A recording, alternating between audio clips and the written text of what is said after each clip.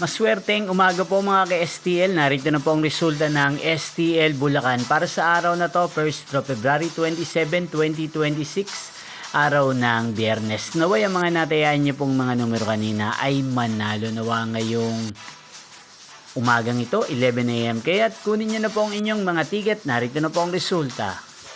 Ang mga numerong nanalo sa STL Bulacan ngayong umagang ito, February 27, 2026, 11 AM first draw result 14 at 21 in exact order. Again, 4 at 21.